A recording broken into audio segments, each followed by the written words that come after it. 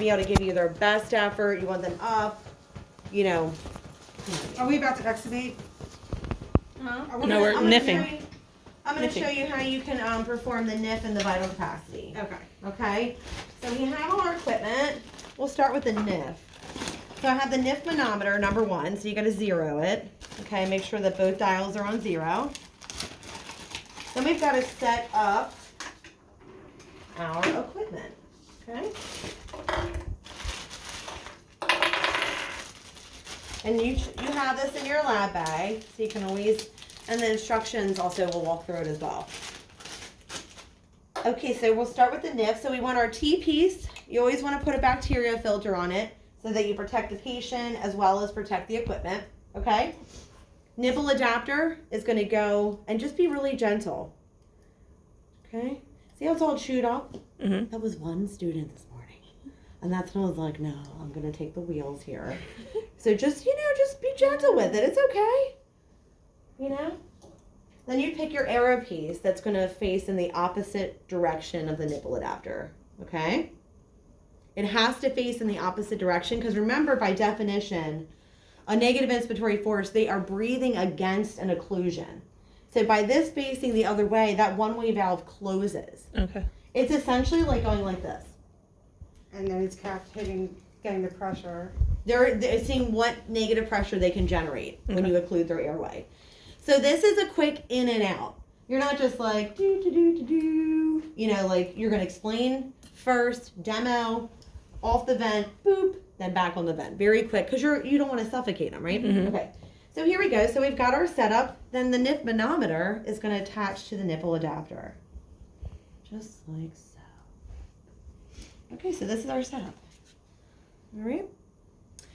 Again, it's zeroed here. Okay, so, all right, Mr. Albalon. So what we're going to do is we're just going to do a quick test. I'm going to place this equipment on your breathing tube, and I need you to take a big, big, big deep breath in, okay? We're going to do these tests to see if you can get off the ventilator. Okay. So I need your best effort.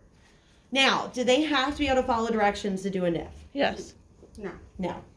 That's Vital okay, it's okay. capacity. Yes, a vital capacity, yes. A NIF, as long as they have spontaneous effort and an intact brainstem, they will breathe. Are you still going to talk to them, even if they're unconscious? 100, you know that, 100%. We are just trying to learn or teach that concept of first year because you don't see it. And I'm like, you'll understand. But you always talk to the patient, okay? All right, so here we go. So I'm going to take you off the vent. Boop. Okay?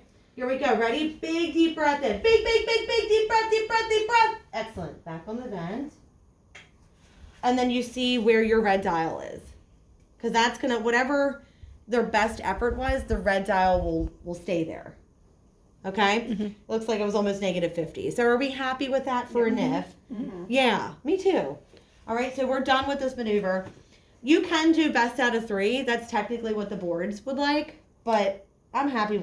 If I did negative 50, I'd be like, we're good here. If it was like closer to the line, you would If it was like negative, and I'm like, I feel like we can do this, I would try again, yeah. So sorry. So is either NIF or vital capacity? both. Oh, both. Both. We're doing both. Okay. Yep. So that's your NIF maneuver. So for your vital capacity, we take off the nipple adapter. You take your other arrow piece and place it on the other side. So see how they're both going in the same direction? Mm-hmm. It's really important that they face in the same direction because we need the one-way valves to open now. So when we do the vital capacity, we need air movement, flow of gas.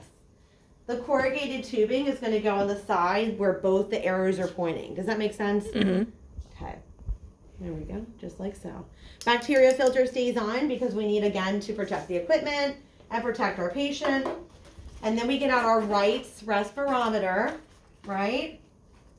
It's broken, but you get the point. And it goes on the bottom attachment, right? Like that. So arrows point toward your equipment. In this case, it's our Wright's respirometer. In addition to a vital capacity, you can get a minute ventilation with this setup, but where else can we get a minute ventilation? On the vent, right? We can get their tidal volume on the vent, respiratory rate on the vent. It doesn't make sense. So really, these are the big ones that you would do with the device setups, okay? Mm-hmm. All right, Mr. Albalon, so the next test is a little bit different. So here's the device. Same thing. I'm going to attach it to your breathing tube.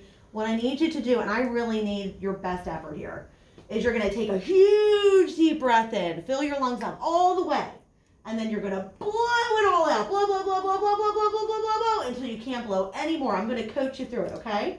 All right, so here we go. So off the ventilator, whoop, okay? I'm gonna attach you. Big deep breath in, big breath, big breath, big breath. Now blow, blow, blow, blow, blow, blow, blow. Keep going, blow, blow, blow, blow, blow, blow, blow, blow, blow. Excellent.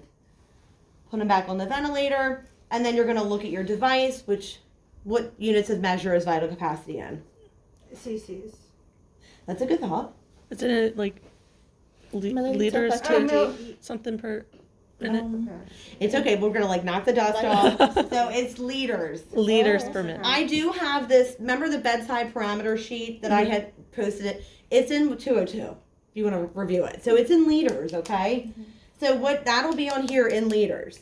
So whatever you read off of this, it's in liters. Okay. What is an acceptable vital capacity? So it's supposed to be 10 to 15 cc's per kg. Yeah. So you just So have to liters, convert it. cc's, we're gonna have to do some conversion work here. It's really simple though. So he weighs 150 kgs, which is 68 kilograms. Okay. So the easiest way to get your basement value is to take 10 times 68, which essentially all you do is add a zero on the end, right? Mhm. You had mentioned it's cc's, whereas we need liters.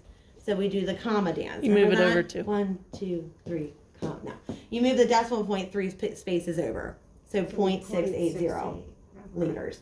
As long as that's your basement value, your threshold. As long as it's above that, you're good. That's to me the easiest way to do the math. You know what I mean? Okay. Does that sound good? Mhm. All right. So on Friday, we do not have a scheduled lab.